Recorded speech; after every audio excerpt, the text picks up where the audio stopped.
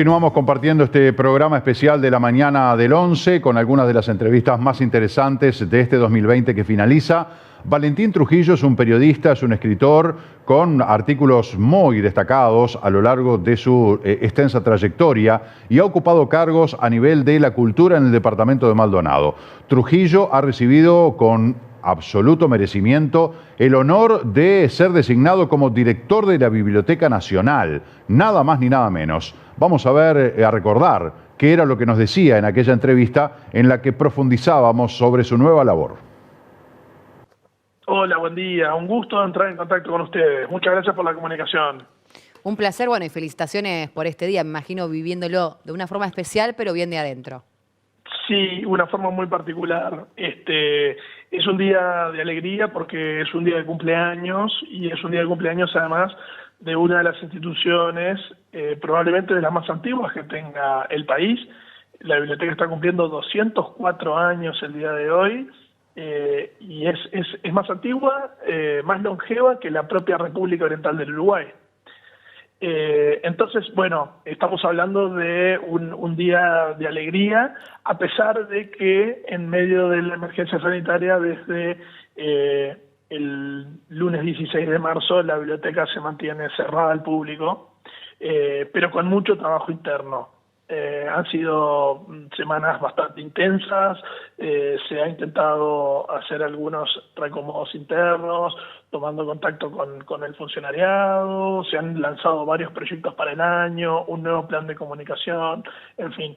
De la serie de eventos que pensábamos para el día de hoy, hay algunos que obviamente están vinculados a las redes sociales y a la web de la biblioteca, porque ha sido la gran herramienta de contacto con los usuarios y con la opinión pública en todos estos días.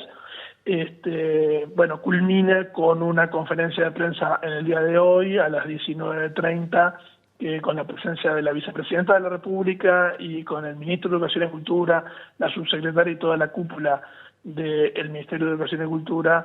Se va a hacer un acto donde se van a recibir como donación de parte de la familia del escritor Tomás de Matos una colección grande de sus bibliotecas, de algunos de sus objetos y de algunos papeles personales.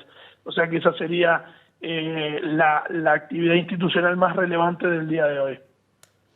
¿Y están brindando algún tipo de servicio especial en este contexto de pandemia desde la Biblioteca Nacional? ¿Alguna forma de acceder virtualmente, ya sea a los libros o a contenido, a un recorrido? Sí, por supuesto. Hemos intentado promoverlo, además, por las redes sociales. ¿Cuáles son? Vamos a dividirlo en dos grandes campos, ¿no?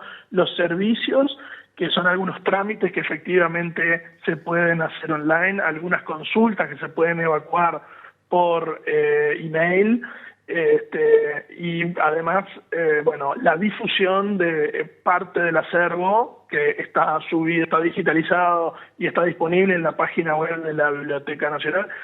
Recordémosla, es www.bibna.gov.uy. Allí invito a los televidentes a que se metan en ella, a que naveguen, buceen, porque de verdad tiene un montón de tesoros invaluables. Tiene archivos literarios como el de José Enrique Rodó, el de Delmira Agustini, el de María Eugenia Baferreira. Tiene libros, tiene la revista de la biblioteca que se publica de manera ininterrumpida desde el año 1967. Tiene fotos, tiene afiches, tiene incluso colecciones de monedas, porque la biblioteca tiene una colección de numismática muy importante. En fin, no quiero aburrir con la cantidad de contenido que tiene, pero efectivamente, como tú decías, tanto algunos trámites como parte de la colección están subidos y están a disposición de los usuarios de manera virtual. Valentín, ¿cómo estás? Un gusto saludarte. Marcelo, ¿cómo te va? Bien. Yo estaba diciendo más temprano de la magia de mis épocas de estudiante, de ir a la Biblioteca Nacional a buscar esos textos, a leer, a preparar una clase, a preparar un escrito, etcétera, etcétera. Y vos ahora estás hablando de toda la disponibilidad que hay en la página de la Biblioteca Nacional, de todo ese acervo cultural, literario, etcétera, etcétera. La pregunta es, ¿cuánto ha cambiado el hábito de la lectura? Porque antes era, bueno, hay que ir a la Biblioteca Nacional, los profesores nos mandaban a la Biblioteca Nacional porque muchas veces los títulos estaban solamente ahí y además era un lugar adecuado para estudiar por el silencio, por la tranquilidad, etcétera, etcétera. Hoy en día capaz que accedemos a todo ese material desde nuestro celular, desde nuestra computadora, en casa o en cualquier lugar. ¿Cómo definirías vos ese cambio de hábito?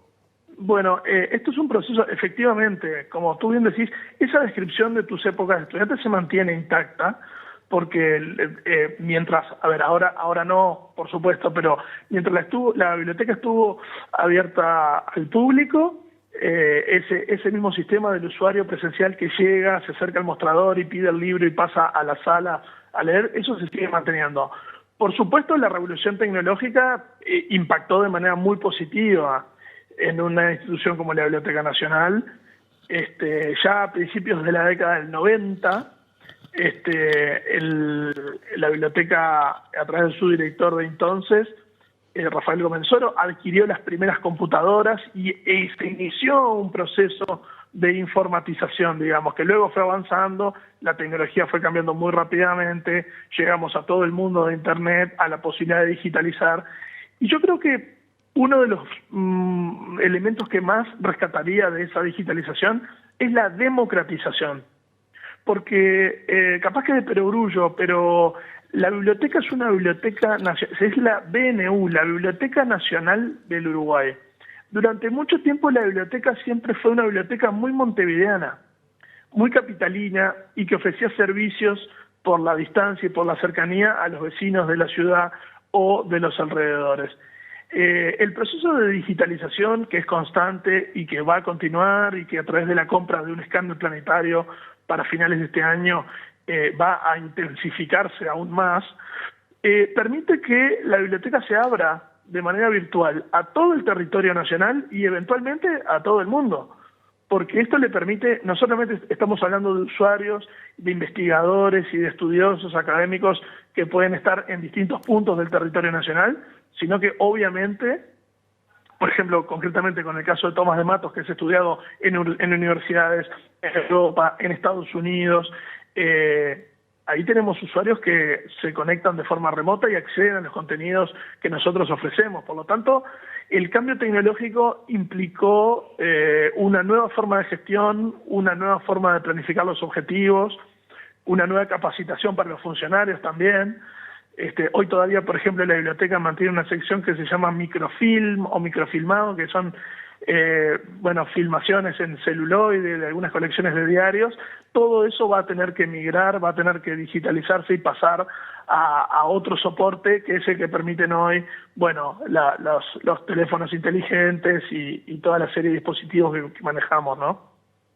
Es muy importante eso que decís vos de la democratización de la lectura, porque claro, ir a la Biblioteca Nacional era prácticamente privativo de quienes vivíamos en Montevideo. El resto del país no tenía acceso, salvo en algún momento que viajar a la capital, y de esta manera todos podemos acceder a esos contenidos más allá de que siga existiendo esa modalidad de ir a estudiar a la biblioteca, pero es una buena forma de esa enorme cantidad de material, y ahora te quiero preguntar sobre eso, llegue a todos quienes lo necesiten en cualquier parte del Uruguay, incluso fuera de fronteras.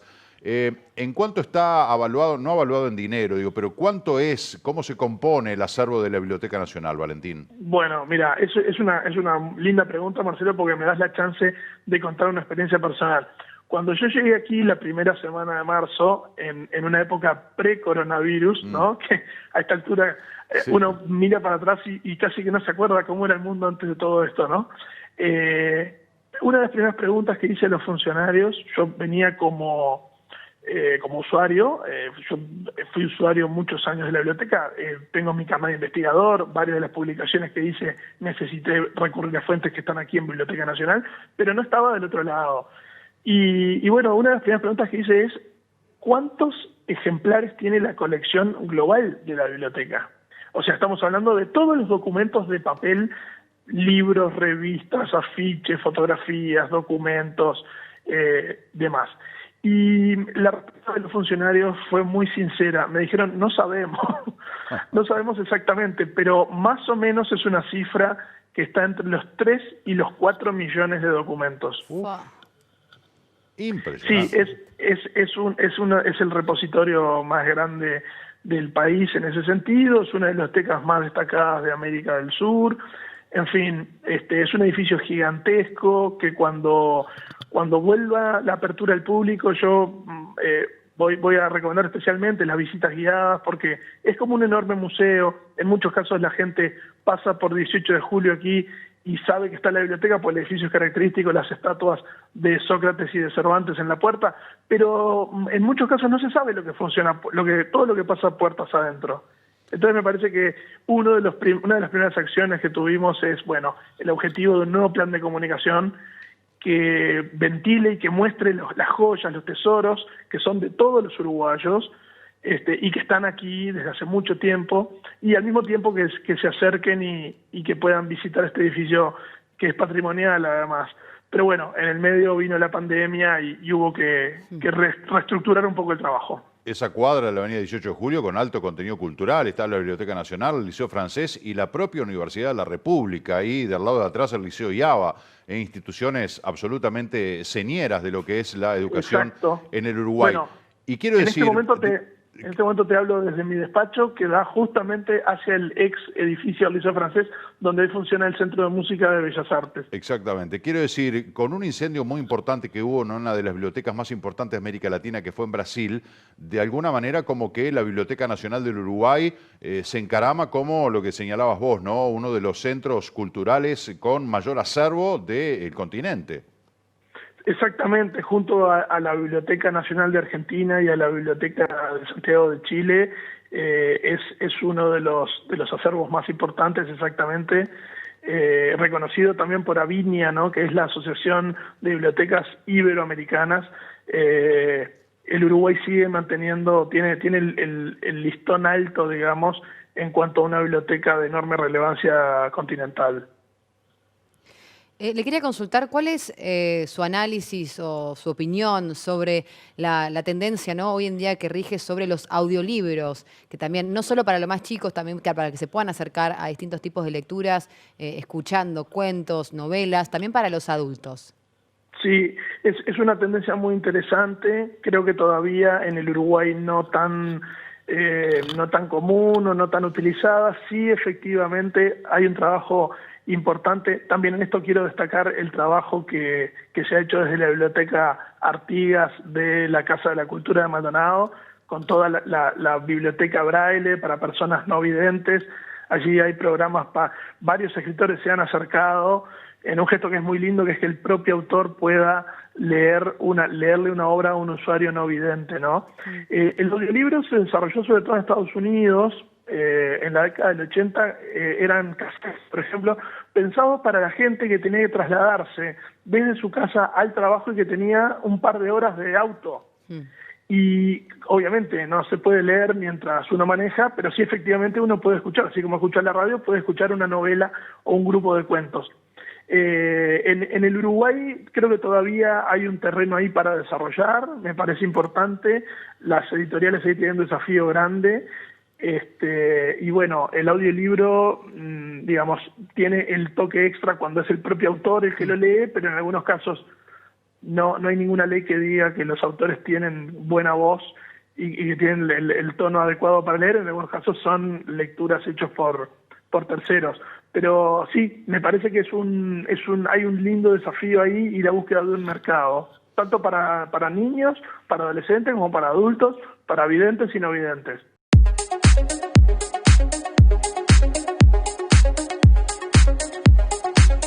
Y ahora vamos a compartir también un segmento de deportes a cargo de Gustavo Rodríguez.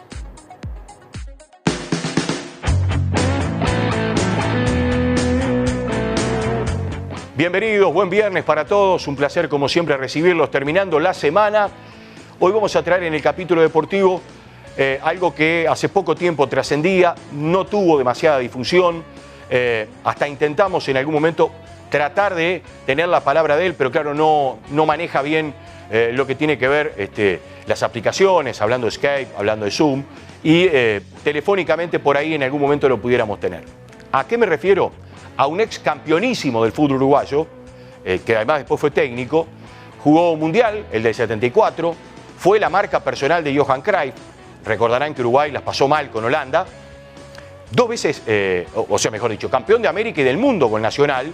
Cuando el Peta Ubiña deja su brazalete de capitán, es quien asume la capitanía de aquel Nacional campeonísimo, es él, y me estoy refiriendo a Juan Masnick, aquel hombre de Tala que llegara al fútbol profesional y trascendiera con la selección uruguaya y con Nacional. Hoy, atravesando un momento de salud muy complicado y económico. Vamos a ver la historia de aquel capitán de Nacional, campeón de América y del mundo. Juan Masnick nació en Tala, comenzó su carrera futbolística en las formativas de Peñarol, donde jugó hasta tercera división. Increíblemente quedaría libre, pasaría a Cerro. Entre 1971 y 1974 sería lo más exitoso como futbolista para Juan Masnick. Tras el retiro de Ubiña, fue el zaguero capitán de Nacional. Cuenta Masnick que el técnico que le marcó su carrera fue Ondino Viera. Un relato conmovedor del hombre que jugó con Pelé en el Cosmos de Estados Unidos. Fue campeón de América y del mundo con Nacional. Hoy olvidado, porque las nuevas generaciones no saben ni quién es. Con una salud de cristal, con los tobillos del tamaño de sus rodillas. Él se ríe y dice que son huellas de guerra. Le quedaron así de tolerar el pinchazo de 5 jeringas para sacarle líquido sinovial e inyectar corticoides. La batería de medicamentos que debe tomar a diario barren con toda su jubilación. No le alcanza el dinero. Juan Masnick jugó con Pelé en Estados Unidos. Llegó a ser tapa del New York Times. La gente le llegó a mandar postales con dólares adentro del sobre para que él se los devolviera con su autógrafo. Marcó a Johan Cruyff en el Mundial de 74, más allá de que Holanda se mandó un gran partido y llegó a las finales del Mundial, él estuvo ahí. Fue integrante de aquel Nacional imbatible a nivel de América y del mundo. Hoy con su bastón, solamente trasladándose para hacer algún mandado. El resto del día lo pasa en su casa. Su característica más sobresaliente era su nariz de boxeador. Hoy cobra unos 10.000 pesos de jubilación, que no le alcanzan para los remedios. Gloria del fútbol uruguayo que dirigió Nacional y en El Salvador, donde también fue campeón. Juan Masnick, el hombre de Tala, el campeón del mundo y de América. El Chueco, como le apodaban, y ahí teníamos la historia y cómo termina la gran mayoría de los futbolistas de aquella época. Algunos por no manejarse bien económicamente y otros, lamentablemente, no pudieron hacer una diferencia económica y no terminan de la manera que todos quisiéramos como campeones que fueron y como defensores de la selección uruguaya que fueron en su momento. Hasta aquí el capítulo deportivo. Continuamos en la mañana del 11. Nueva pausa y enseguida estamos de vuelta con ustedes para el último bloque de este programa especial de Navidad de la mañana del 11.